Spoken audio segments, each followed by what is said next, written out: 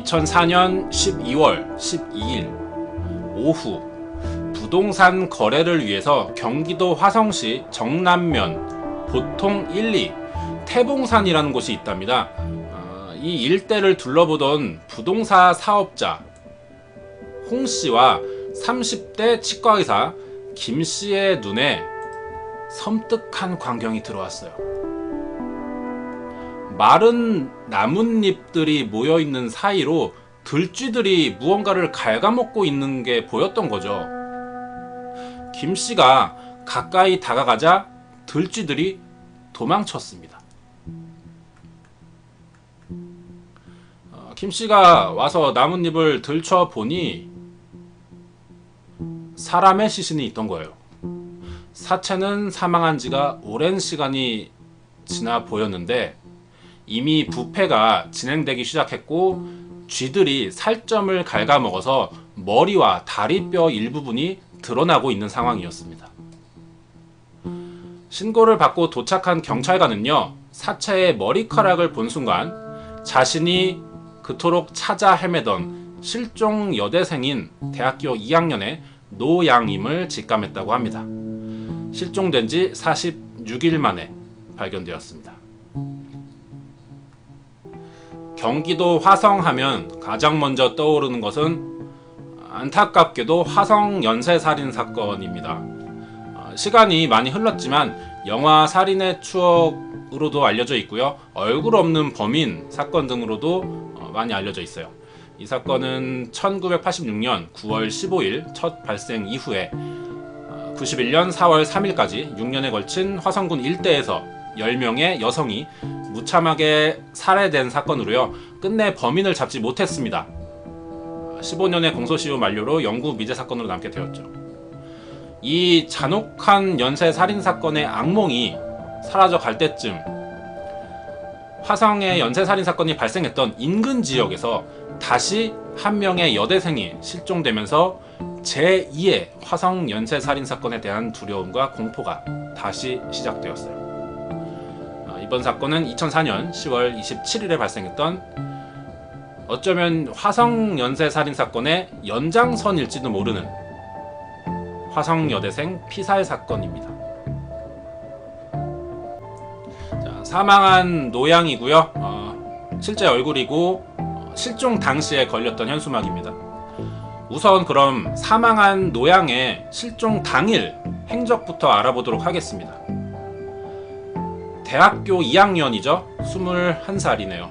노양은 사건 당일 오전 10시에 학교 중간고사를 치르고 오후 3시에 집으로 돌아왔답니다. 그 뒤에 자신의 동생들과 함께 집 근처로 나가서 분식집에서 떡볶이랑 김밥을 먹었고요. 자신이 시험 기간 때문에 잠시 가지 못했던 수영 강습을 위해서 수영장을 갔답니다. 집을 나섰던 거죠. 노양이 수영 강습을 받는 화성복지관 수영센터래요. 여기는 집으로부터 3km 정도 거리에 떨어진 곳이라고 합니다. 오후 7시가 됐어요. 수영 강습을 받기 직전에 노양이 어머니에게 연락을 했어요. 끝나고 데리러 와달라 하는 전화를 걸었습니다. 하지만 어머니가 바빠서 가지 못한다 라는 말을 했습니다. 이것이 엄마와 딸의 마지막 통화였던 거죠. 그리고 오후 8시 25분 수영 강습이 끝났어요. 노양은 안녕동의 화성복지관 근처에서 버스 정류장에서 버스를 탄 뒤에 남동생에게 집에 가고 있다라는 문자를 보냈습니다.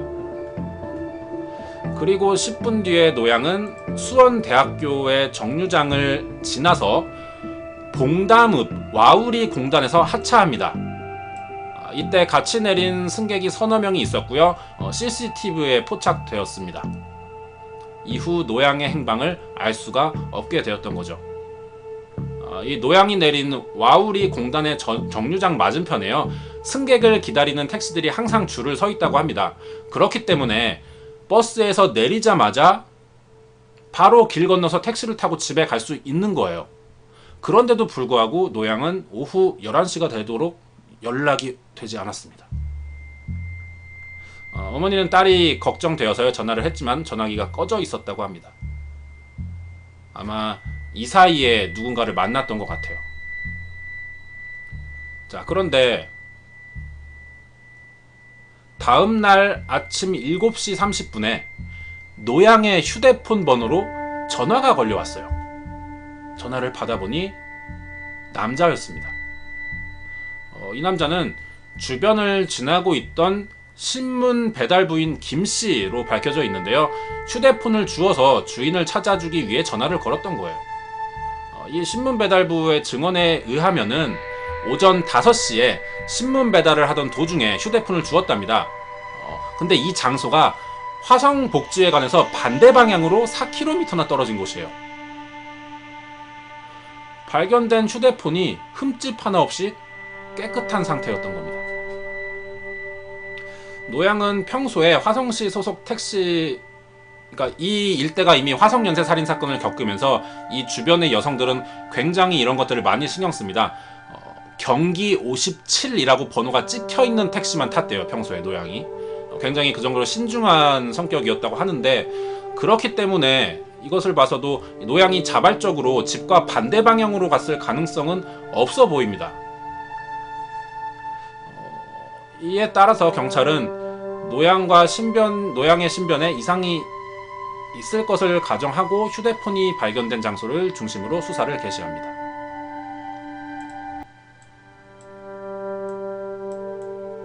자, 이 지도 볼게요. 중간 위쯤에 27일 와우리 공단 하차 확인했죠. 저희가 실종 지점입니다. 저기서 조금 아래로 떨어지면은 노양의 집이 보이죠. 빨간색 네모요. 저기로 택시를 타고 이동을 해야 돼요. 그런데 왼쪽 위에 있는 봉담리라고 하는 곳에 28일 다음날에 휴대폰이 발견된 겁니다. 저 위치에서. 왜 저기로 가게 되었느냐는 거죠. 핸드폰이.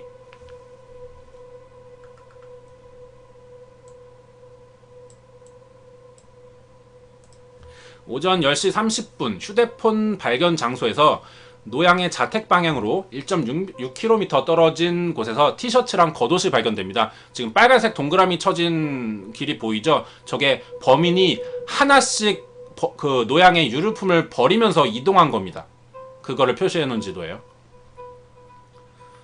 이 티셔츠랑 겉옷이 발견되었는데 그 옷에 풀이 묻어 있는데 이게 이 주변에서는 볼 수 없는 풀이 묻어 있는 거예요. 그럼 이렇게 추정할 수가 있겠죠. 다른 곳에서 피해를 당한 뒤에 이동되었다는 겁니다. 자, 계속 알아볼게요.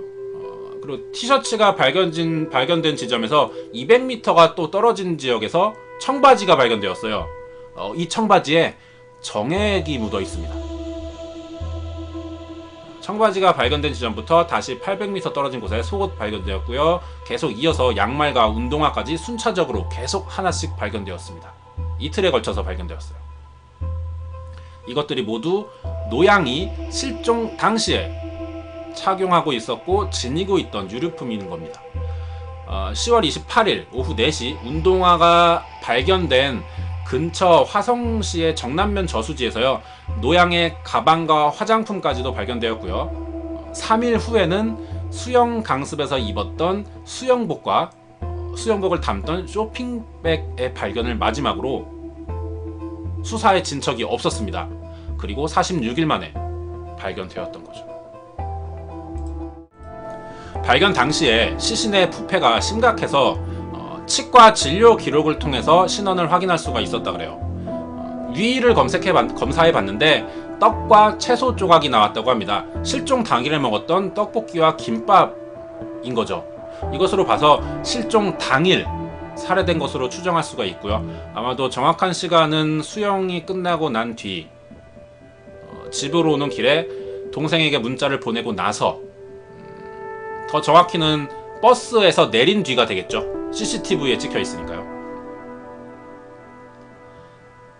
그때쯤으로 추정할 수가 있겠고, 시신에서 흉기에 찔리거나 골절 등이 없었어요. 이런 게 발견이 안 됐습니다. 이걸로 봐서는 아마도 질식사했을 가능성이 가장 높아 보입니다.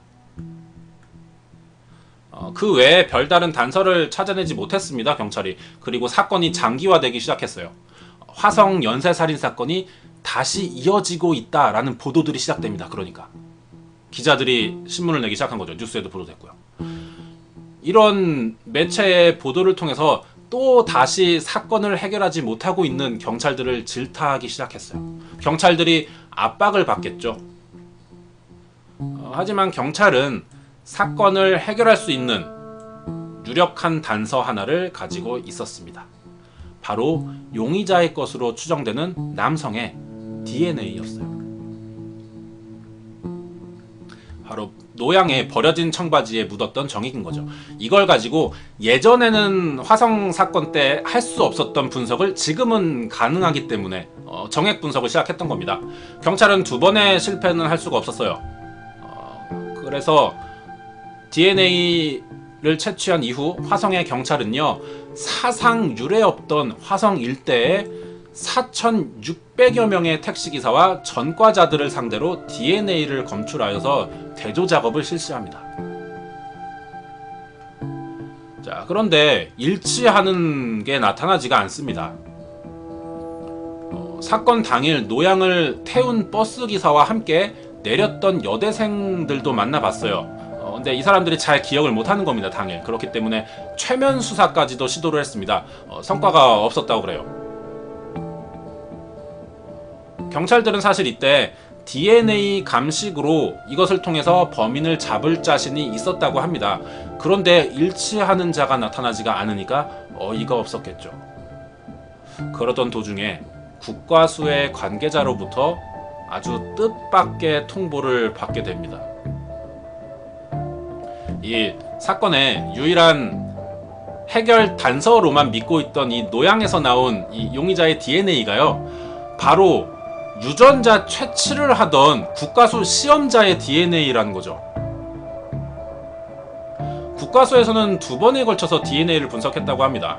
첫 번째는요, 피해자인 노양과 범인으로 추정되는 남성의 DNA가 혼합된 것이었고요. 2차 분석에서는 전혀 다른 남성의 유전자를 분석해냈는데 이게 바로 DNA를 추출하던 검시자의 것으로 드러났습니다.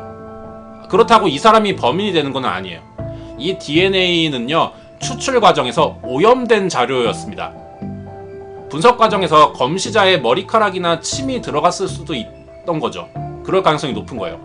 이 검시자의 DNA가 섞여서 제대로 검출하지 못하게 된 건데, 이게 경찰에 그대로 전달되면서 경찰이 여지껏 DNA를 채취한 이 시험자의 것으로 범인 대조를 하고 있었던 겁니다. 당연히 나오지 않죠. 그러면 다시 제대로 DNA를 검출하면 되지 않을까요? 그럼 되잖아요. 하지만 그럴 수가 없게 됐습니다. 여기서 또 한 번의 문제가 발생했어요.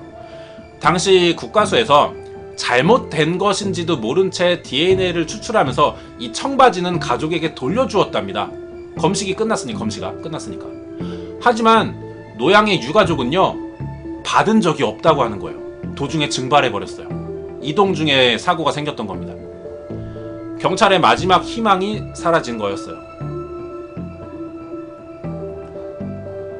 노양의 유류품은 대부분 깨끗한 상태로 저항의 흔적도 발견할 수 없었고요. 노양이 하차했던 와우리 공단이라는 곳이 번화가이기도 합니다. 그래서 늦은 시간까지도 사람이 많이 다니는 길이에요. 그렇게 해서 함부로 납치 범행을 시도하기는 무리가 있는 곳이었습니다. 자, 여기서 의문스러운 점이 몇 가지가 있어요.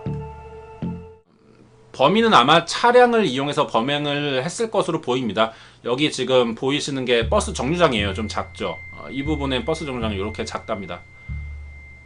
아마 여기서 버스를 내린 뒤에 바로 누군가의 차를 탔던 것 같아요. 피해자의 옷과 소지품이 일정 간격을 두면서 하나씩 길에 버려졌습니다. 이게 차량이 없이는 이 과정을 해내기가 힘들어 보여요.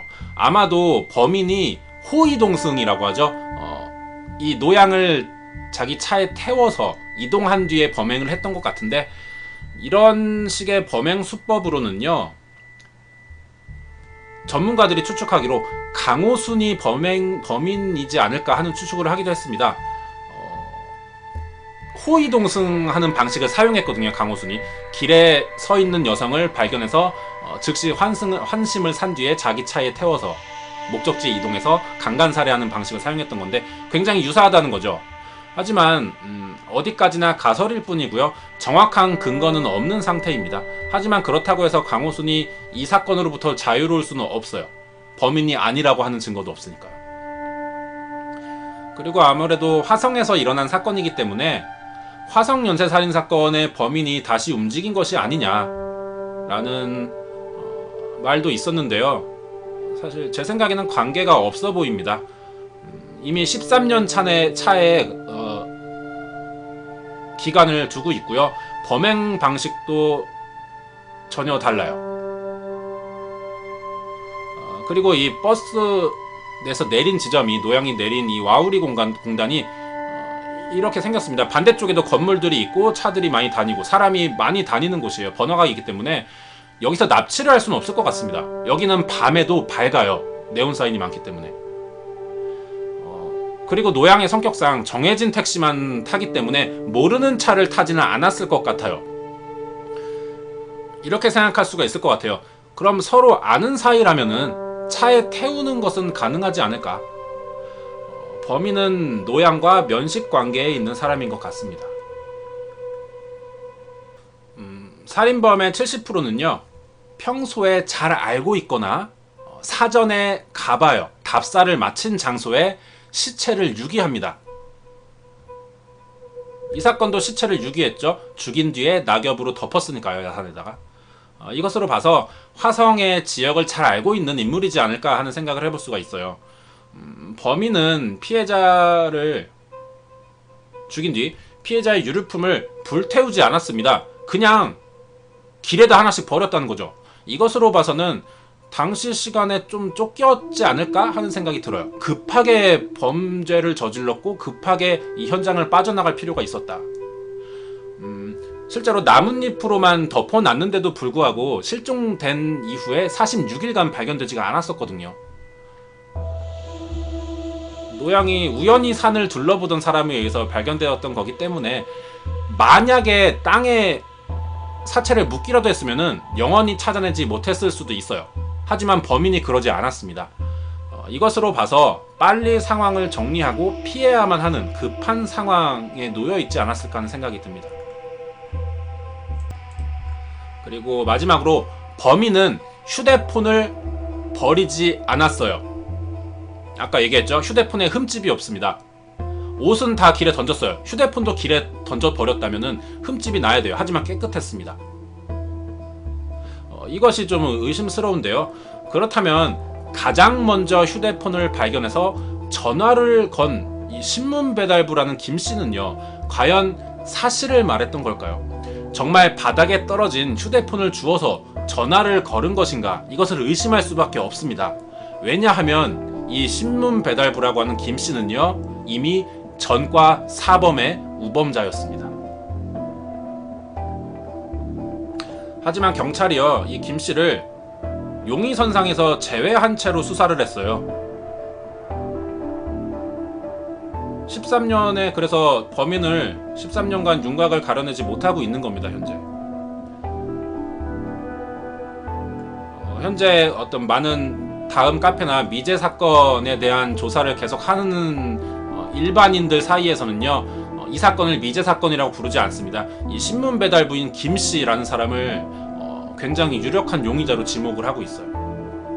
하지만 경찰은 이 사람을 용의자로 채택하지 않았다는 거죠. 현재 이 사건은요, 그래서 공소시효의 폐지로 인해서 올해 초 경기경찰청에 장기 미제 사건 수사팀이 발족되면서요, 수사가 재개되었습니다. 아직 포기한 사건은 아니고요, 경찰은 계속 이 사건을 조사하고 있습니다. 과거의 초기 수사를 비롯해서 사건 전체가 좀 문제가 많았어요. 실수도 많았고 유력해 보이는 단서들을 제대로 활용하지 못했고요. 그래서 범인을 잡지 못했는데 이번에 제대로 다시 한번 장기 미제 사건 수사팀이 편성되면서요, 계속 수사를 하다 보면 언젠가 범인에게 근접할 수 있지 않을까 하는 생각이 듭니다. 여기까지가 2004년에 발생했던 여대생 살인 사건이었습니다.